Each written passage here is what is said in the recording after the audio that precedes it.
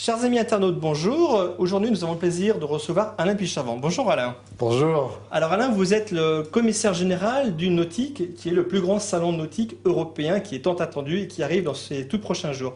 Vous pouvez nous en parler un petit peu des nouveautés de ce nouveau salon ?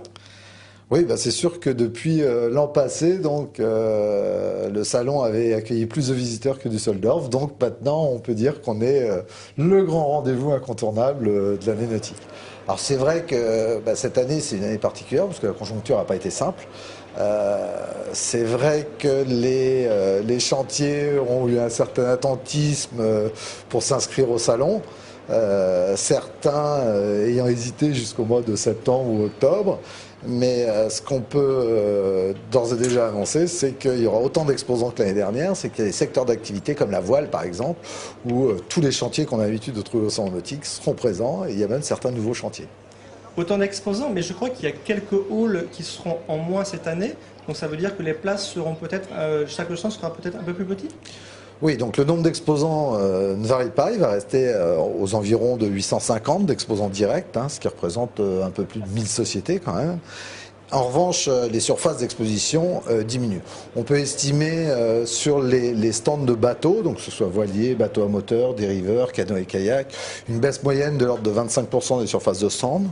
Pour ce qui est des équipements, les équipements, les services, le tourisme, la baisse est beaucoup moins importante et elle varie entre 5 et 10%. Alors qu'avez-vous prévu comme animation pour cette année, pour cette édition ? Alors bien sûr, le salon reste le grand rendez-vous de toute l'industrie nautique, l'occasion de découvrir toutes les nouveautés. Et cette année, cette saison 2009-2010 est très riche en nouveautés. Mais c'est aussi un moment pour découvrir d'autres choses. Alors il y a les courses, bien évidemment, qui sont très très présentes. On aura cette année la Barcelona Race, la Volvo Ocean Race, enfin beaucoup de courses qui n'étaient pas présentes jusqu'à maintenant à Paris. Et puis on a donc notre espace découverte conjointement avec la Massif. On a un nouvel espace qu'on lance cette année qui s'appelle Cuisine à bord, où des skippers de la course au large et des grands chefs étoilés vont venir nous préparer des recettes, donc dans des conditions nautiques, entre guillemets, dans une cuisine de bateau. Tous les jours ? Tous les jours, oui, tous les jours. Donc il y aura un grand chef et puis un skipper qui vont venir nous faire leurs petites recettes avec une cocotte Minute Seb, enfin bon, tout l'équipement qu'on trouve à bord d'un bateau. Ce sera visible dans quel hall ? Alors cette animation se trouve dans le hall 1, dans le hall des voiliers, à l'intersection entre les pneumatiques qui cette année sont revenus donc, dans le hall 1, comme on avait l'habitude de les trouver jusqu'en 2006.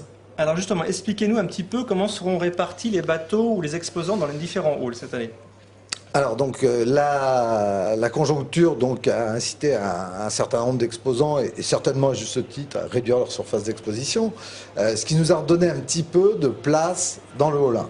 Donc cette place on l'a occupée entre autres avec les pneumatiques que l'on trouvait dans le hall 3 les années précédentes. Donc les pneumatiques sont redescendus dans le hall 1, donc le hall des voiliers, ce qui nous a permis de regrouper tous les bateaux à moteur dans le nouveau hall qu'on exploitait partiellement l'année dernière, qui est le pavillon 4. Le pavillon 4, l'année dernière, on l'utilisait à peine plus de la moitié, et cette année, on l'utilise en totalité. Donc un très très grand hall avec l'ensemble des bateaux à moteur. Il va rester dans le hall de 2, où il y avait les motoristes. On va retrouver les motoristes, les chantiers des motoristes, entre guillemets. Donc on va retrouver Yamaha, Selva, Select Plaisance, voilà, des sociétés comme celle-là, qui ont des bateaux à moteur, des pneumatiques et des moteurs. Et concernant les régions ou la location ? Alors la location, il semble qu'elle ait quand même fait une assez bonne saison, puisque si les plaisanciers ont peut-être moins acheté de nouveaux bateaux, en tous les cas, ils ont quand même beaucoup navigué pendant tout l'été. Donc la location est très présente. On a plus d'exposants en location que l'année dernière. Très peu de réduction de surface. Et le tourisme reste très présent avec sans doute une réorientation des grandes collectivités locales. J'entends par là les départements bretons qui de plus en plus ont deux stands, un stand institutionnel tourisme et puis regroupent sur un espace les petits chantiers de leur département. Alors c'est vrai pour le Finistère, les Côtes d'Armor, le Morbihan par exemple, et c'est également vrai pour le Calvados. Alors on n'a pas parlé de la voile légère. C'était une surface qui est un peu en diminution, en restriction ces dernières années. Qu'en est-il pour cette nouvelle édition ? Alors pour ce qui concerne la voile légère, c'est vrai que la saison a sans doute pas été très très simple, hein, puisque ils font bien sûr beaucoup de ventes aux particuliers, mais ils font aussi des ventes aux collectivités locales, et il est sans doute assez probable que les collectivités locales ont un petit peu retardé les décisions d'achat. Donc la voile légère a été très attentiste jusqu'au mois de septembre, et puis il semblerait, enfin sur les 2 derniers mois, en tous les cas, c'est ce qu'on a enregistré, que la voile légère cherche également à être présente.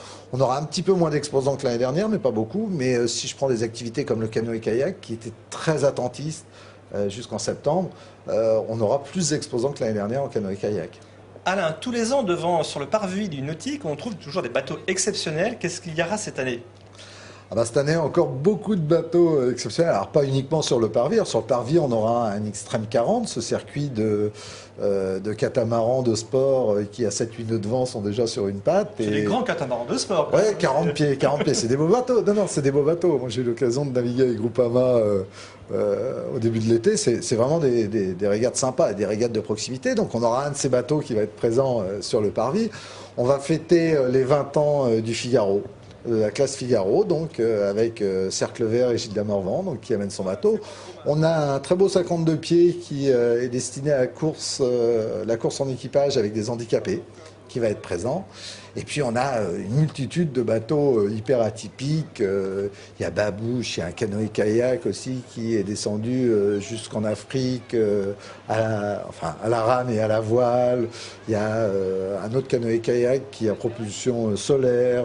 Enfin, les bateaux des aventuriers. On va retrouver également ce gars qui en cyclo a fait le tour du monde, c'est-à-dire qu'il était parti il y a 2 ans de Paris, il était descendu au Portugal, il a traversé l'Atlantique en pédalo, ensuite il est remonté jusqu'en Alaska à vélo, il a fait le passage du nord-ouest en canoë-kayak, et là il est en train d'arriver de Sibérie en vélo. Et il sera donc, il va terminer sa boucle de 2 ans à Paris à nouveau. Donc, tout un tas d'aventuriers. Je crois que une des spécificités de Paris, c'est justement de retrouver la richesse de l'aventure et de la folie des navigateurs français.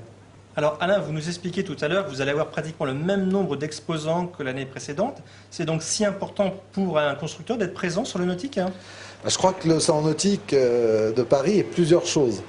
Le nautique, c'est en premier ordre, pour un exposant, un outil commercial très important.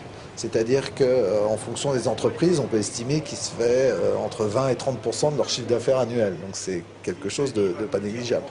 Certaines sociétés qui n'ont pas de réseau de distribution peuvent même faire 100% de leur chiffre d'affaires. Donc c'est vrai qu'avoir un outil commercial aussi important les incite à être très présents.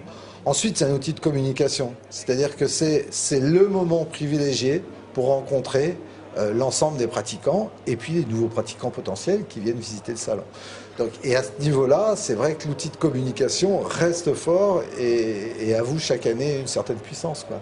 Cette année, l'envie d'y arriver avec Todd Popeye était omniprésente. Alors est-ce qu'il serait justifié que le salon nautique de Paris passe tous les 2 ans? Oui, c'est une question récurrente, mais de là à dire qu'il serait justifié, je pense surtout que c'est pas réaliste. C'est-à-dire que le fait que ce soit un outil commercial, pendant un laps de temps très court, on réussisse à faire un chiffre d'affaires important pour les entreprises, que ce soit le grand rassemblement et la grande vitrine de l'industrie nautique, l'occasion quand même de découvrir à peu près tout ce qui existe, entre autres toutes les nouveautés, fait que le salon nautique a encore de beaux jours devant lui, même s'il est de plus en plus compliqué d'amener les bateaux à Paris, même si les contraintes légales de sécurité réglementaires sont de plus en plus compliquées. Alain, merci pour toutes les informations. De rien.